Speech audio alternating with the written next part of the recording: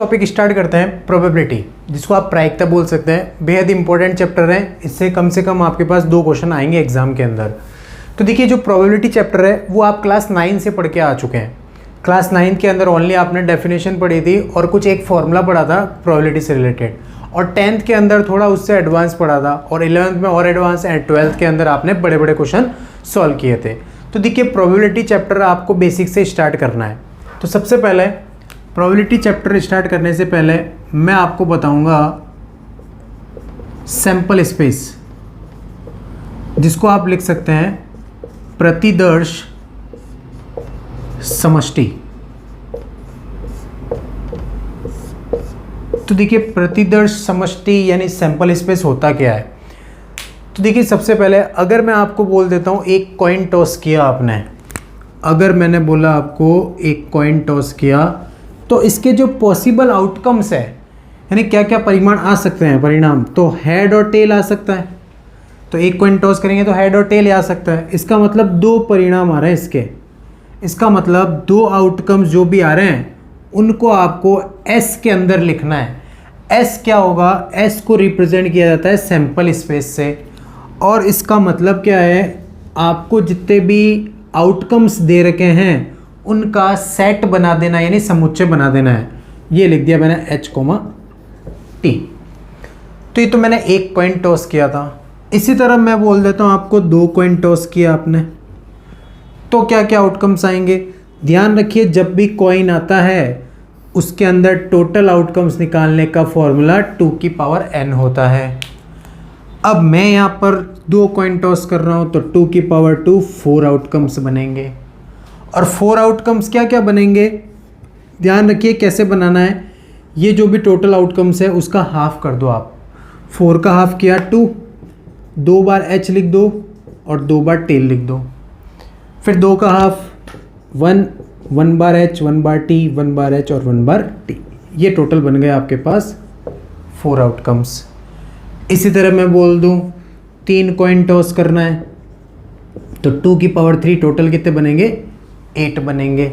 अब 8 कैसे बनेंगे, 8 का हाफ किया 4, 4 टाइम्स H लिखो, 4 टाइम्स टेल लिखो।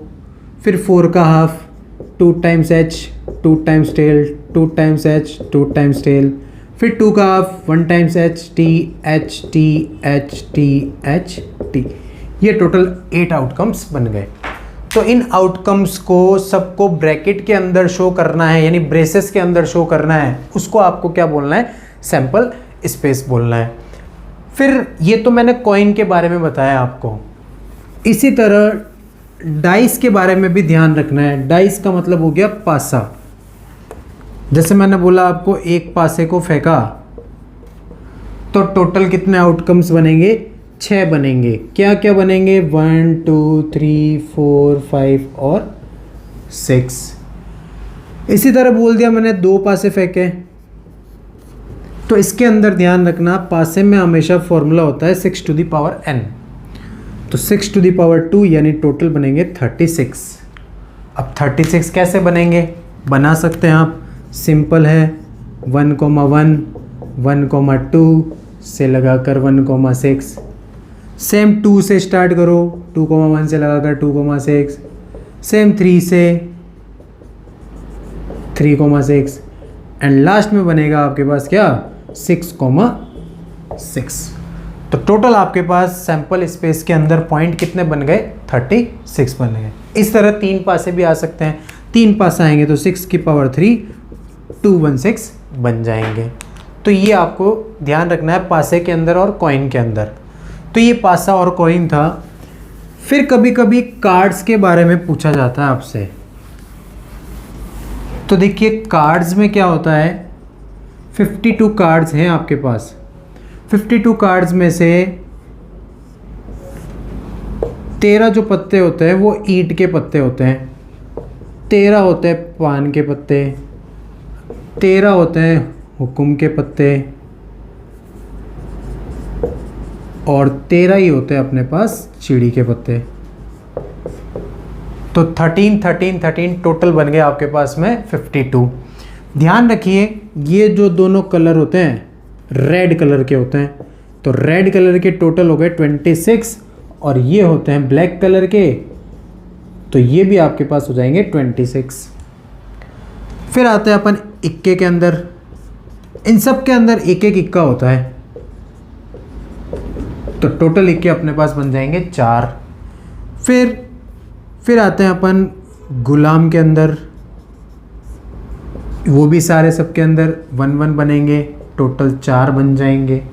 फिर आएंगे अपन बेगम के अंदर, उसमें भी सब में 1 1 होगा, ये भी 4 बन गए। और लास्ट में पूछा जाता है बादशाह, वो भी सारा एक एक होगा सब में, तो वो भी टोटल 4 बन गए।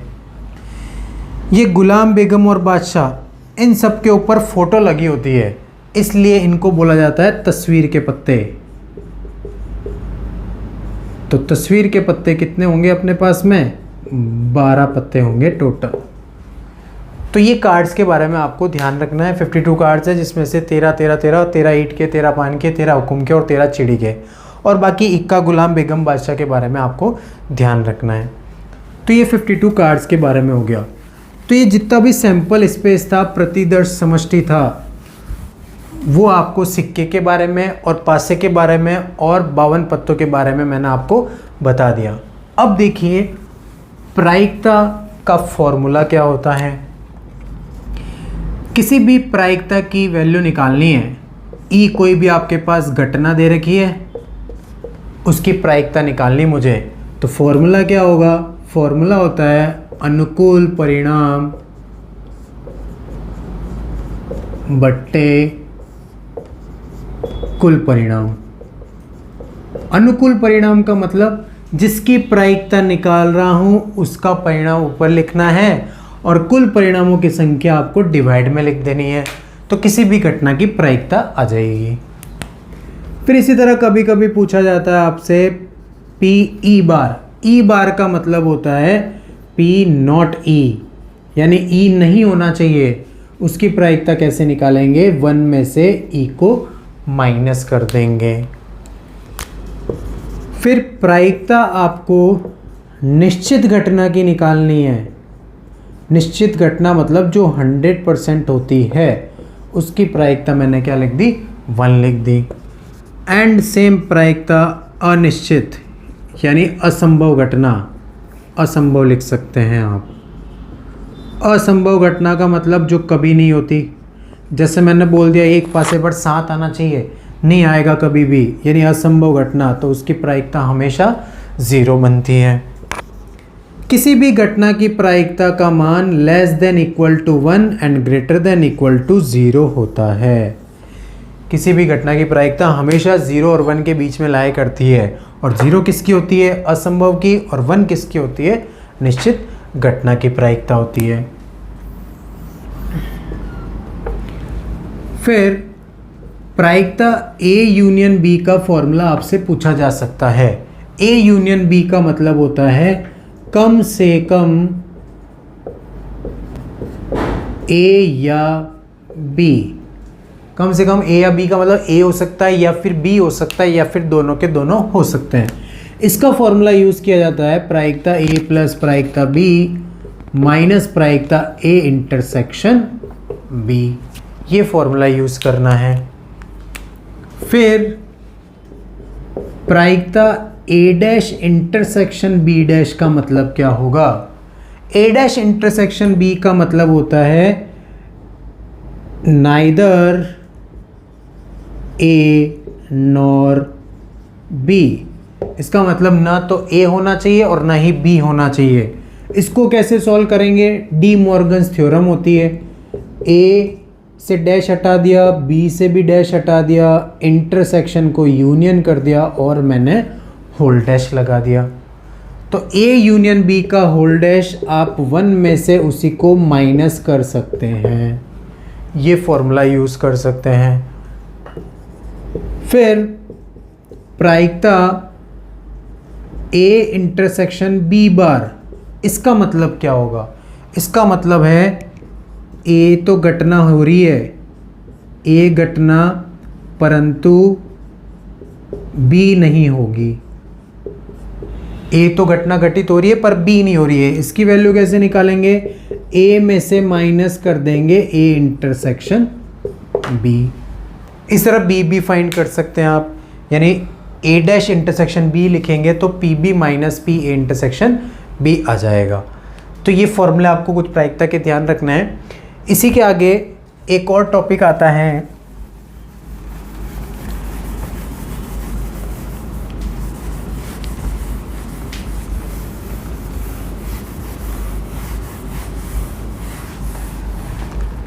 जो कि आपने 12th क्लास के अंदर पढ़ रखा है, जिसको बोलते हैं सप्रतिबंध प्रायिकता।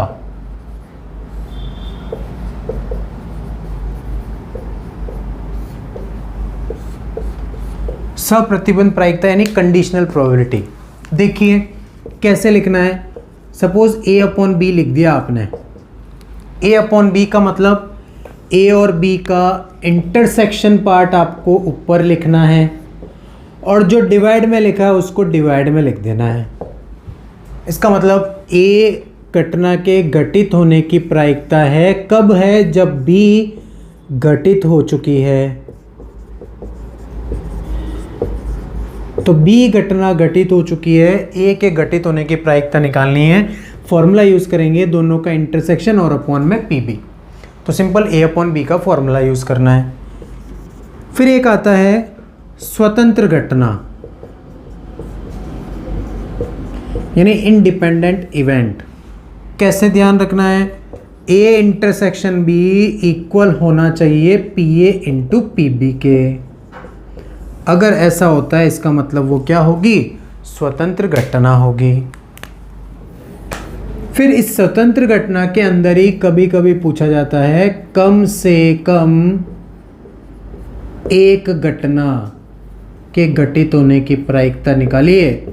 तो मैं सिंपल यूज करूंगा 1 minus P A bar into P B bar. तो ये आपको सप्रतिबंध प्रायिकता का फॉर्मूला ध्यान रखना है। फिर एक आता है द्विपद बंटन।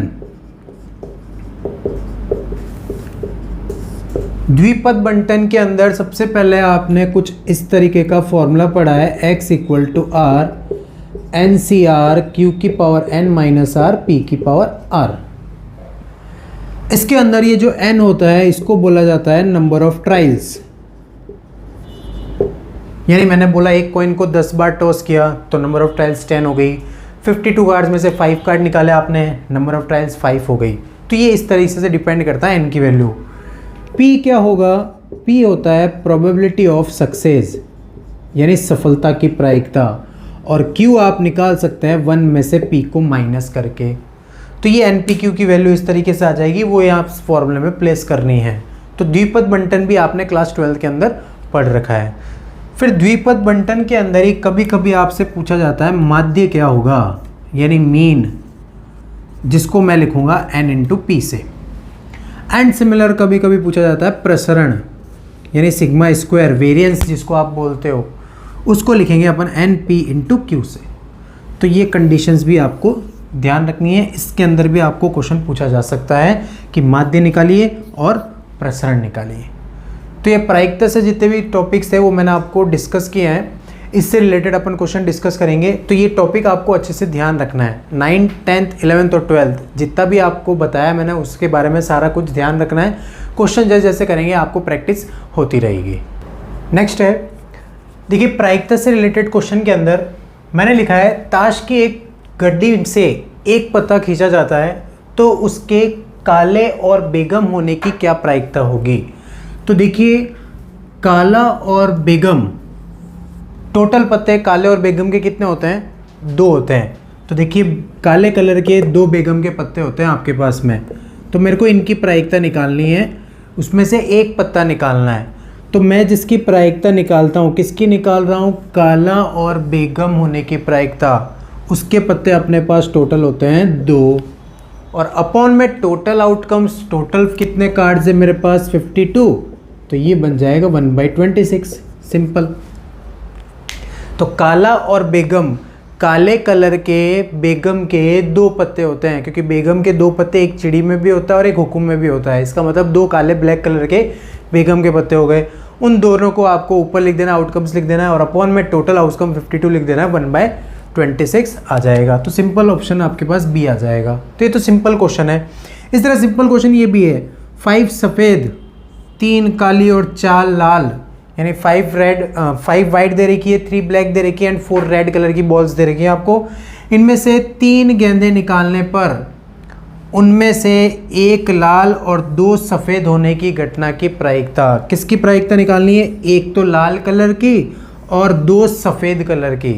तो देखिए लाल कलर की कितनी है मेरे पास? 4 है, तो 4 में से 1 मैंने लाल निकाल दी, यानी 4C1। C1 यानी कॉम्बिनेशन हमेशा यूज़ करना होता है प्रोबेबिलिटी में। सिमिलर 2 सफ़ेद कितनी है मेरे पास? 5, तो 5 में से 2 निकाल दीजिए, 5C2, और अपॉन में टोटल कितनी है अपने पास गेंदे? ये देखिए कितनी है टोटल? 5, 6, 7, 8 और 4 कितने हो गए? 12। तो 12 में से 3 निकाल लेते गेंदे।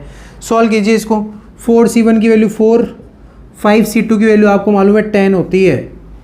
12C3 सॉल्व करना है, 12 × 11 × 10, अपॉन वाला 3, 2, 1 ऊपर चला जाएगा। ऐसे ही सॉल्व करते हैं।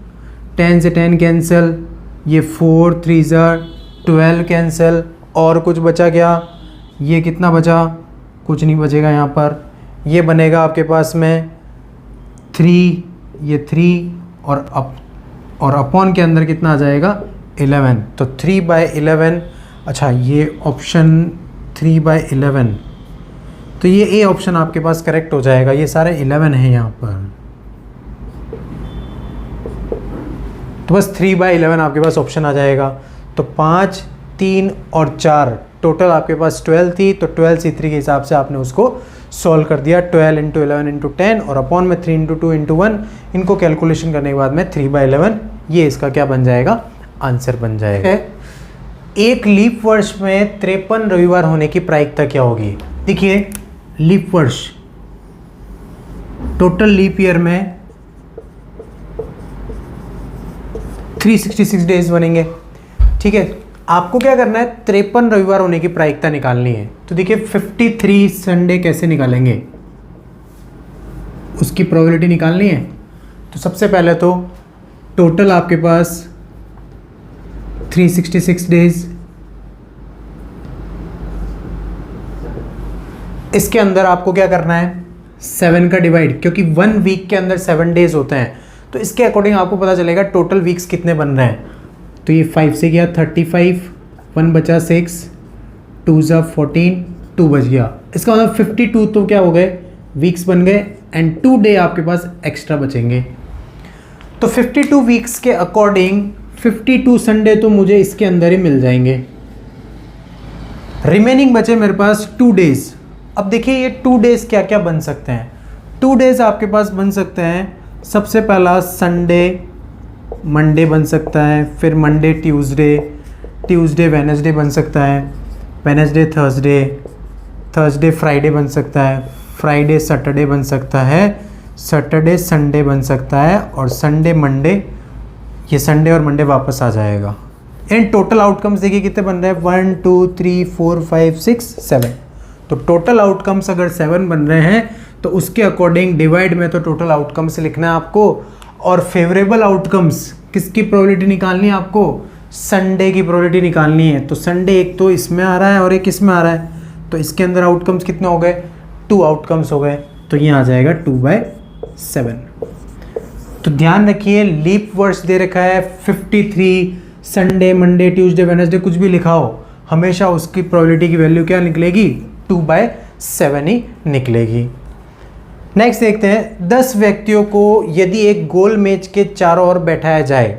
देखिए ये गोल मेज है आपके पास, 10 व्यक्तियों को बैठाना है, 1 2 3 4 5 6 7 8 9 10, ये बैठा दिया। तो इसके बैठाने के टोटल तरीके कितने होंगे? कुल तरीके निकालने हैं अपन को पहले तो मैंने आपको जब कॉम्बिनेशन या परम्यूटेशन पढ़ाया था तब मैंने फॉर्मूला बताया था गोल मेज के चारों ओर बैठाने के तरीके फैक्टोरियल n-1 होते हैं। n की जगह 10 रख दीजिए, तो ये कितना बन जाएगा? 9 बन जाएगा। अब देखो आगे क्या लिखा है, तो दो विशेष व्यक्तियों के साथ साथ बैठने की प्रायिकता क्या होगी। मान लेते कोई भी दो विशेष व्यक्ति ये साथ में बैठ गए, तो इनको क्या करना, आपको हिलाना नहीं है, इनको एज इट इज़ रखना है, जमा देना है, इनको कोई छेड़ना नहीं है। यानी इसका मतलब ये पूरा एक ऑब्जेक्ट कहलाएगा, यानी ये दोनों मिलकर एक आदमी बन जाएंगे। ये 1 बन गया, 2 3 4 5 6 7 8 9, इस बार टोटल ऑब्जेक्ट कितने हो गए, 9 ऑब्जेक्ट हो गए। तो मेरे पास अब तरीके कितने बनेंगे, फैक्टोरियल n-1 8-1। फिर जिसको आपने पूरा एक ऑब्जेक्ट माना है उसको भी चेक करना है, इनको भी आप आगे पीछे अरेंज कर सकते हैं। तो दोनों को अरेंज करने के तरीके क्या हो जाएंगे, फैक्टोरियल 2 हो जाएंगे, क्योंकि दो ऑब्जेक्ट दे रखे हैं। तो 8-1 ये हो जाएगा 7 और ये आ जाएगा 2। तो बस टोटल आउटकम्स फैक्टोरियल 9 थे और फेवरेबल आउटकम्स 2√7 थे। तो ये 2√7 तो एज इट इज़ हो जाएगा, ये 9 बार और 8 बार और रूट में फैक्टोरियल में 7 आ जाएगा। फैक्टोरियल 7 से फैक्टोरियल 7 कैंसिल, ये 2 से 4 कैंसिल, बन गया 1/9 4 ज़ा 36। तो 1/36 ये ऑप्शन हो जाएगा आपके पास में नॉट का। तो सिंपल क्वेश्चन है, आप इजीली सॉल्व कर सकते हैं। नेक्स्ट है किसी घटना का अनुकूल संयोगानुपात। देखिए संयोगानुपात, संयोगानुपात इस बार आपको दे रखा है 3:5 यानी 3:5। तो आपको घटना की प्रायिकता निकालनी है। ध्यान रखिए अनुकूल संयोगानुपात यानी ऑड्स इन फेवर, अगर ये दे रखा है आपको और आपको घटना की प्रायिकता निकालनी है, तो प्रायिकता कैसे निकालेंगे, जो सबसे पहला अनुपात दे रखा है वो ऊपर रखना है और डिवाइड में दोनों का योगफल नीचे रख देना है। तो ये प्रायिकता आ जाएगी आपके पास 3/8। इसी तरह यहाँ पर कभी कभी प्रतिकूल संयोगानुपात आ सकता है, उसके अंदर आपको क्या करना है, ये वाला अनुपात यूज़ करना है और बट्टे में टोटल वही संख्या लिखनी है 8। तो इसका आंसर सीधा 3/8 हो जाएगा। तो अनुकूल संयोगानुपात आ सकता है या फिर प्रतिकूल संयोगानुपात आ सकता है। फिर नेक्स्ट है यदि घोड़ा ए के द्वारा दौड़ को जीतने की प्रायिकता 1/5 और घोड़े बी के द्वारा दौड़ को जीतने की प्रायिकता 1/4 है, तो एक घोड़े द्वारा दौड़ को जीतने की प्रायिकता क्या होगी। तो देखिए किसी एक घोड़े द्वारा दौड़ को जीतने की प्रायिकता निकालनी है, इसका मतलब या तो ए जीत सकता है या फिर क्या जीत सकते हैं, बी जीत सकता है। तो ए के जीतने की प्रायिकता मुझे दे रखी है, कितनी दे रखी है, 1/5। सिमिलर बी के जीतने की प्रायिकता कितनी दे रखी है, 1/4 दे रखी है। दोनों को सॉल्व कर दीजिए, 20 एलसीएम 4 + 5 9/20। तो सिंपल ये 9/20 इसका आंसर हो जाएगा। तो बहुत छोटे क्वेश्चन होते हैं, उनका आंसर डायरेक्ट आप अच्छी तरह से निकाल सकते हैं। नेक्स्ट है यदि 10 सिक्के उछाले जाए तो 5 हेड आने की प्रायिकता क्या होगी। देखिए अब ये जो क्वेश्चन है द्विपद बंटन से संबंधित है, जिसके अंदर n की वैल्यू अपन चेक करते हैं, 10 दे रखी है, 10 सिक्के उछाल रहे हैं या फिर एक सिक्के को 10 बार उछाले बात बराबर होती है। इसका मतलब n की वैल्यू आपको 10 दे रखी है और 5 हेड आने की प्रायिकता निकालनी है। प्रायिकता P निकालते हैं सबसे पहले। P का मतलब सक्सेस की प्रोबेबिलिटी। क्वेश्चन किससे संबंधित है, हेड से संबंधित है। हेड आने की प्रायिकता 1/2 होती है। सिमिलर Q भी क्या बन जाएगा, 1/2 बन जाएगा। और हेड कितने आने चाहिए, 5 आने चाहिए। इसका मतलब प्रोबेबिलिटी x = 5 के लिए वैल्यू फाइंड करनी है। तो सिंपल फॉर्मूला था NCR, R की वैल्यू n की वैल्यू, Q की पावर n-r 5 और P की पावर R वो भी 5 बन जाएगा। 10 से 5 को सॉल्व कर देते हैं, 10 × 9 × 8 × 7 × 6, 5 बार लिख दिया, अपॉन में 5 का फैक्टोरियल, ये 5 का फैक्टोरियल लिख दिया आपने। और देखिए 1/2 की टोटल पावर कितनी बन गई, 10 बन गई। कैंसिल हो रहा है 5 2 ज़ा, फिर 4 2 ज़ा, ये 2 से, ये 3 से 2 कैंसिल और कैंसिल हो रहा है, ये 2 ये दोनों भी कट रहे हैं इससे, तो ये 2 की पावर टोटल कितना बन जाएगा, 8 बन जाएगा कैंसिल होके। बचा गया आपके पास सिंपल, एक 9 बचा और एक 7 बचा, मल्टीप्लाई किया 63 और लास्ट में डिवाइड में बन गया 2 की पावर 8। तो 63 अपॉन 2 की पावर 8 कितना बन जाएगा? 256 बन जाएगा। तो चेक कर सकते हैं 63 अपॉन 256 सी ऑप्शन है। तो सिंपल बाइनोमियल डिस्ट्रीब्यूशन यानी द्विपद बंटन का क्वेश्चन था जिसके अंदर NP³ फाइंड करना होता है, फिर बाद में आप P से प्रोबेबिलिटी से x की वैल्यू 5 के अकॉर्डिंग सॉल्व कर सकते हैं। नेक्स्ट देखिए, A के जीतने की प्रायिकता 1/3 है, B के जीतने की प्रायिकता 1/4 है, तो दोनों में से किसी के भी नहीं जीतने की प्रायिकता क्या होगी? किसी के भी नहीं जीतने की प्रायिकता, इसका मतलब ना तो A जीतना चाहिए और ना ही B जीतना चाहिए। तो मेरे पास देखो A के जीतने की प्रायिकता 1/3 है, तो A के नहीं जीतने की प्रायिकता क्या आएगी? 1 में से माइनस कर दो इसको, 2/3 आ जाएगी। सेम B के जीतने की प्रायिकता मुझे गिवन है, कितनी गिवन है? 1/4, तो B बार कितना आ जाएगा? इसको भी 1 में से माइनस कर दीजिए, 3/4 आ जाएगा। फिर फाइनल आपको क्या करना है? किसी के भी नहीं जीतने की प्रायिकता, इसका मतलब ना तो A जीतना चाहिए और ना ही B जीतना चाहिए, दोनों की प्रोबेबिलिटी को आपको फाइनल मल्टीप्लाई करना है। कीजिए 2/3 इंटू 3/4, ये से कैंसिल, ये से कैंसिल, क्या आ जाएगा? 1/2 आ जाएगा, जो कि आपके पास डी ऑप्शन दे रखा है। तो ये प्रोबेबिलिटी के क्वेश्चंस थे जिसके अंदर मैंने आपको द्विपद बंटन से रिलेटेड और क्लास 11th के जो क्वेश्चंस है उससे रिलेटेड भी मैंने आपको डिस्कस करा दिया, और जो क्लास 10th के अंदर भी आपने सॉल्व किए थे उससे रिलेटेड भी कर लिया अपन ने।